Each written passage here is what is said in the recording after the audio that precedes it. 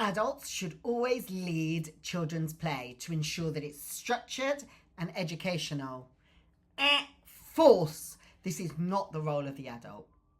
Children should play in their own way, for their own reasons, following their own interests. Now, what the adults should be doing is creating a setting, setting up the play space, providing resources in order to support children's independence, to support their creativity, by the children being in control of their own play, not the adults being in control of the play. The children will develop confidence, independence, creativity.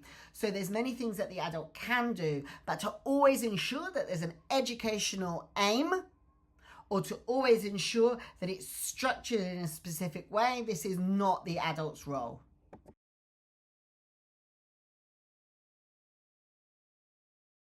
By being involved in play, children learn that adults respect their play decisions. Yes, this is absolutely true.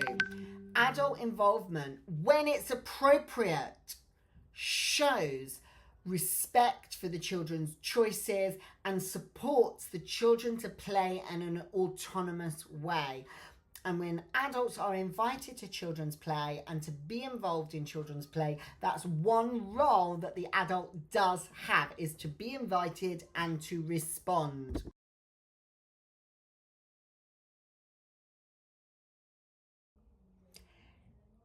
It is beneficial for adults to take over a child's play to enhance the learning experience.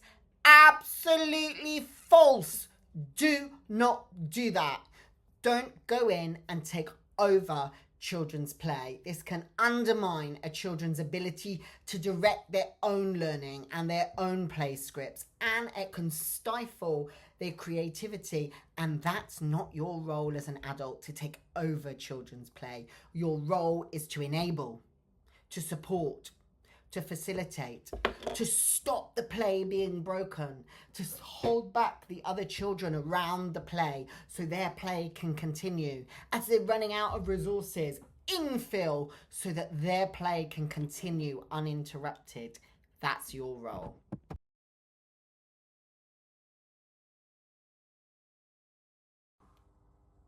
Adults can extend a child's play by engaging with them and adding to their play when invited. This is true. Absolutely. Adults can do that. They can support by extending learning, providing new ideas, suggesting new ideas, interacting with children, but being careful not to take over the play and to steer it in a different direction. One of the ways that adults can extend children's play is by stopping the play getting stuck, introducing additional resources, asking questions.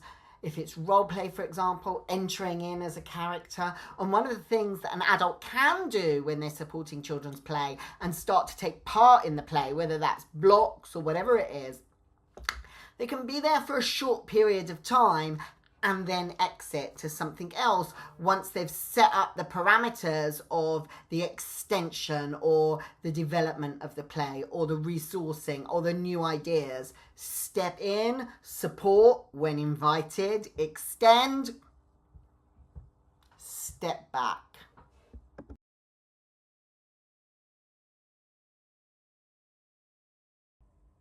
Children do not need opportunities to practice problem solving and conflict resolution independently. Of course they need it. This is absolutely false.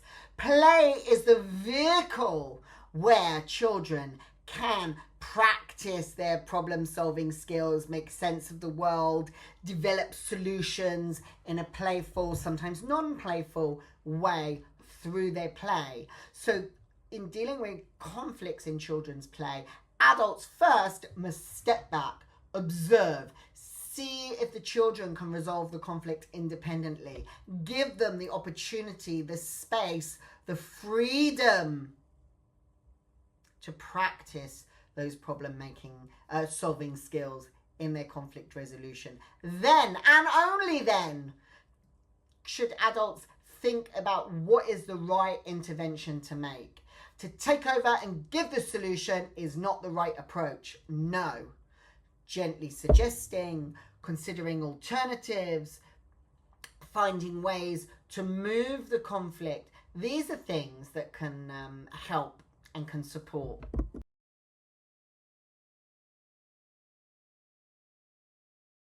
Observing a child's play can provide valuable insights to support and extend their learning.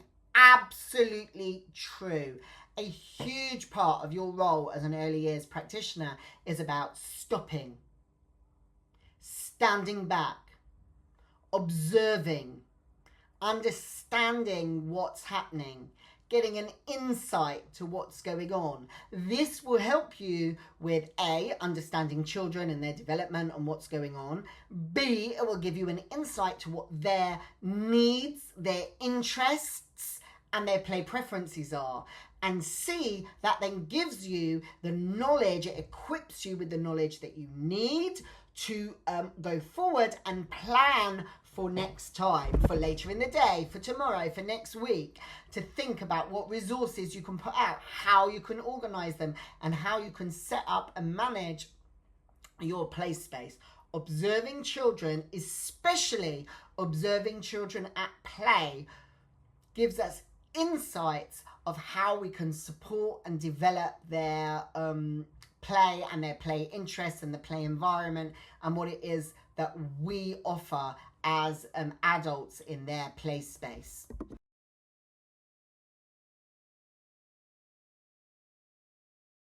Babies don't really need play because they mostly eat and sleep. This is false. You've missed a part. Eat, sleep, play. Eat, sleep, play. Eat, sleep, play. This is what babies do. And it's part of our role as the adults working with the babies to create exciting and engaging, stimulating and age-appropriate play settings on the mats, on the carpets, on the sponge, in the changing area. Play that they can explore. That is our role, to provide those things. Babies absolutely need access to play, space to play, time to play. This is how and where they develop.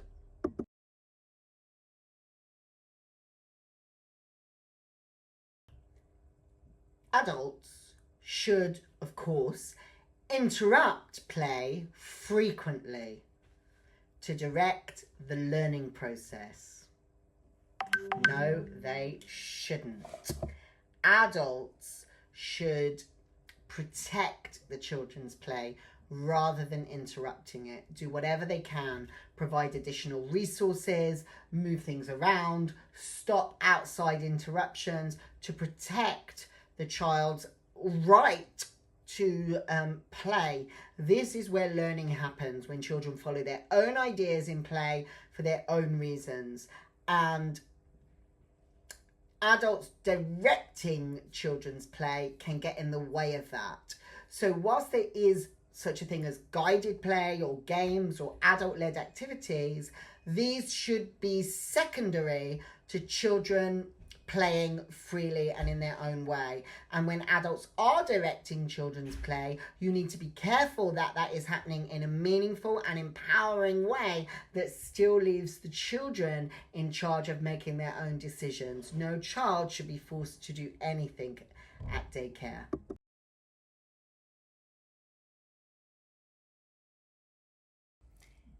Adults should provide a variety of play materials, including open-ended resources, to support exploration in children's play. Yes, this is absolutely true. Providing resources, setting up the spaces, providing access to resources that are not set up so children can open drawers, open containers, find additional resources independently, put away the things that they don't want and get out the things that they do want. This is essential that your early years classroom is set up like that. And this statement also talks about open-ended resources. Open-ended resources are very, very important for supporting children to develop their play. So what is an open-end resource? Well, let's start by saying what isn't an open-ended resource. For example, a puzzle. A puzzle has one way to complete it, a way that is right, and a way that is wrong. That is not an open-ended resource. An open-ended resource, an example of that might be a collection of corks from bottles, bottle corks. You can have a whole tray of corks, several hundreds, thousands of corks, or even better, corks and beer bottle tops, for example, laid out. These are loose parts, but it's also open-ended. Block play is open-ended. There's not one way, one right or one wrong way to do it. Any way is right. Children build, they explore. But coming back to the corks and the bottle tops, that can be really interesting open-ended play. There's no beginning, there's no end, there's no right way, there's no wrong way. Children just play. So it's important in any play setup in your early years provisions to have some open-ended play resources on offer to enable children that deeper exploration in play. And I'm not saying there's anything wrong with puzzles. There absolutely isn't. It's okay also to have non-open-ended resources like puzzles. But open-ended resources are particularly useful for children's development and play development.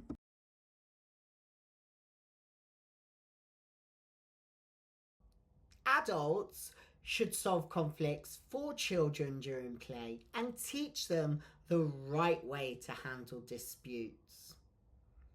Definitely not. This is false. Children need, through their play, to be able to explore and experiment and try out different ways to resolve conflict. The adult's role when there's a conflict in children's play is first to observe and to stand back.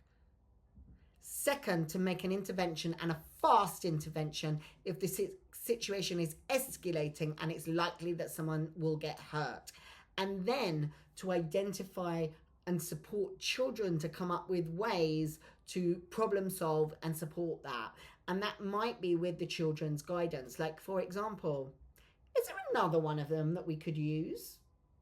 Is there a way that we could take turns with that? Giving it over to the children to decide, what else could we do? Rather than, he had it first, give it back, wait your turn. This is not the right way to intervene in children's conflicts. Observe, see if they can do it themselves, support them with tools and resources that they can develop ways to resolve conflict, and then make sure that no one gets hurt or injured, and make interventions at the right time to enable that to happen.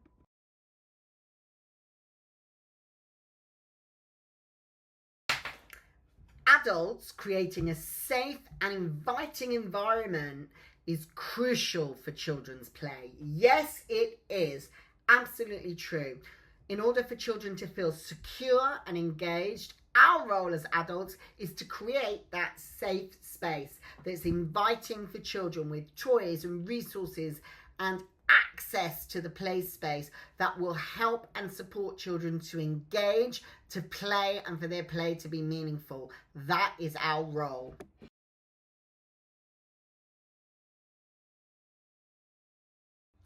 Allowing children to make their own choices during play is disempowering and should be avoided.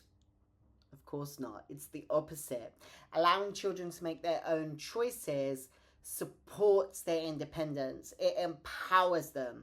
They want to be able to play in their own way with their own things. And as early years practitioners, our role is to look for ways that we can support and encourage children to make choices and decisions about how and where they play. Whether it's saying, okay, Emmanuel, would you like to play inside or outside now?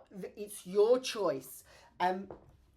Finding ways throughout the play session, throughout the early years day, where children can make decisions about what, who, and how they play. This is the best thing that we can do as early years practitioners to support good quality play.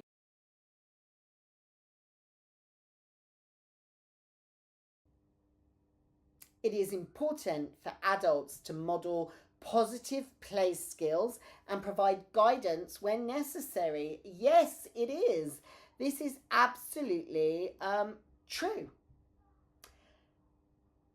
Adults should think about taking part in play with children, modelling how to play, modelling how to resolve conflicts, modelling how to get out and put away resources, modelling how to move on to the next thing. This is absolutely something that adults should be doing as part of their role as an early years practitioner, to model good practice, because through modelling children understand and they can imitate and they can learn and they can see how to use resources in the right ways.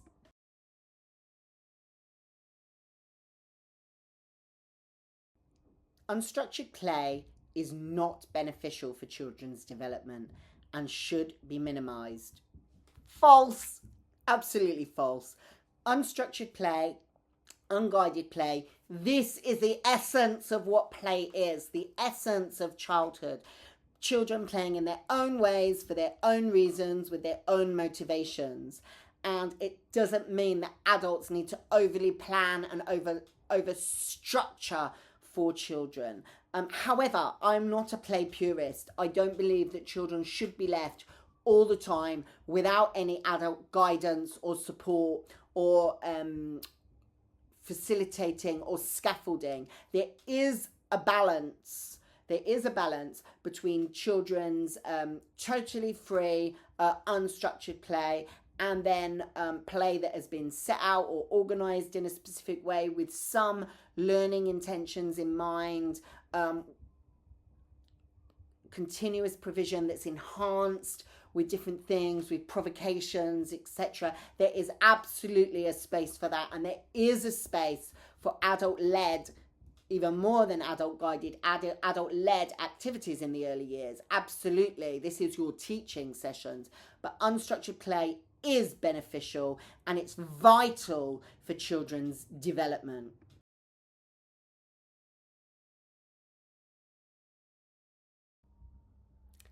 Adults should discourage children from engaging in rough and tumble play because it can be unsafe. False. Often early years practitioners are very nervous about children playing in a way where they physically touch each other. But coming to understand their own strengths, their own boundaries, etc., playing with children in this way, playing with other children, rough and tumble play is absolutely an important and a vital part of children's development, and we have to find ways in early years settings to enable children to play in that way where there is touch and there is physical contact, and that can make lots of early years practitioners feel a little bit uneasy or unsafe, but it's not the case. Rough and tumble play is contact, where children contact between each other, and it's essential.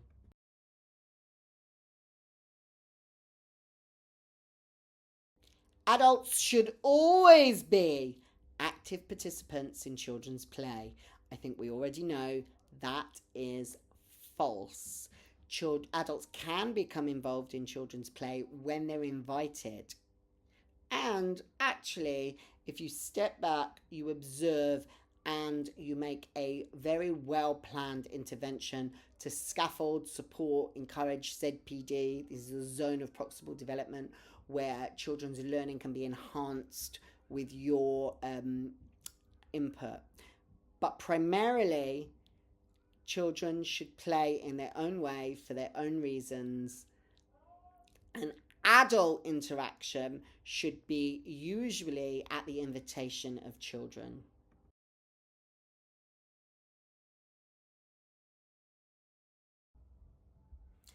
Providing children with uninterrupted playtime is important for sustaining deep engagement in play. Yes, this is true. And part of our role as adults in children play is to look and find ways to minimize that interruption. So during playtime, what is not good practice is to stop all the children. Stop, it's snack time, put everything down, come to snack.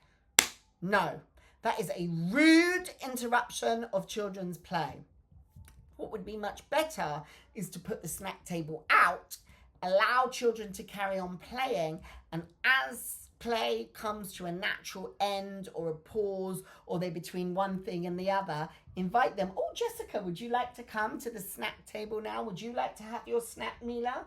Or put it out and let them come in their own time when they're ready.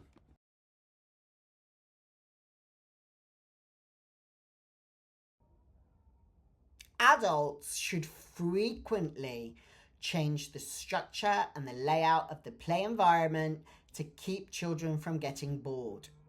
This is false. They should not do that. Yes, it's okay to change things around sometimes, but what I would say is incremental change. Small changes that you introduce to children gradually as you're going along. Children need to be able to find things. They need to be able to know where things go. This helps them be in charge of, be responsible for, be autonomous in their play space.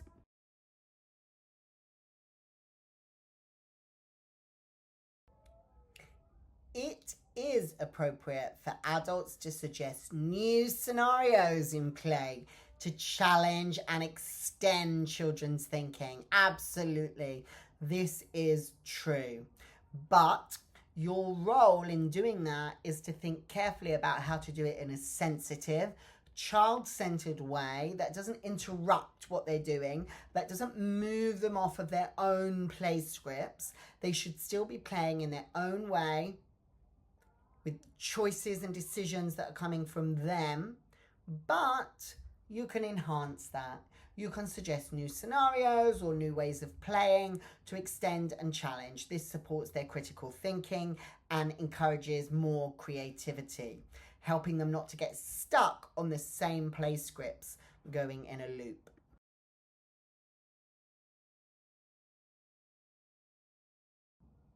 Adults should avoid observing children's play as it can make children feel self-conscious and it can hinder their creativity. Very interesting point. Actually, it's false. Our role as early years practitioners is first and foremost to observe in order to inform our practice. Observe what's going on, observe children's play, to inform our practice, what we do, how we make interventions, and what our next steps are. But let's address the issues there. Does our observing and watching children make them feel self-conscious and hinder their creativity? So first of all, I would say they're used to having us in their space. Us as early years practitioners are part and parcel of their regular day-to-day early years play environment. So having us in there, having us doing our jobs of sitting back, watching what's going on, observing, collecting intelligence, data on what's happening, that should be part and parcel of our everyday jobs, and they will be used to that happening. So I think it's very unlikely in that respect that it would hinder their creativity. What we do need to do is be conscious about how and where we observe. We need to be in the background, not in the foreground. We need to be observing in a way that doesn't make children feel self-conscious, but probably we're doing that anyway. So first and foremost, we are observers. So just consider that when you're thinking about facilitating children's play.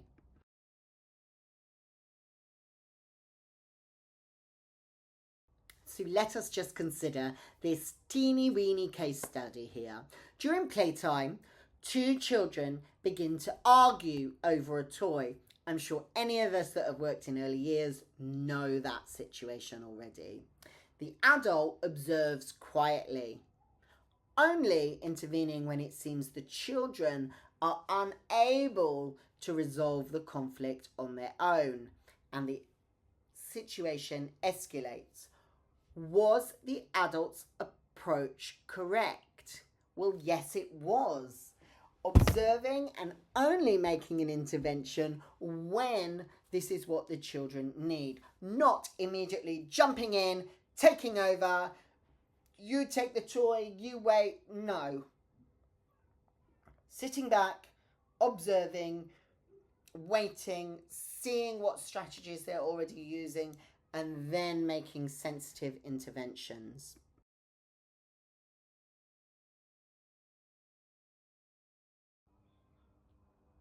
An adult notices a child playing alone and not engaging with others. The adult decides to join the child's play without invitation, directing activities to encourage social interaction. Was this right? No, this was not right. The adult should step back, should observe, and should make more sensitive interventions to the child's play. And what we're seeing here is onlooker play, peripheral participation, and legitimate peripheral participation. Peripheral participation is when a child is on the periphery, but there is some participation, eye contact, watching, observing, onlooker play essentially, and that is a valid form of play. So be careful before you just jump in and take over, because there might be more going on than meets the eye.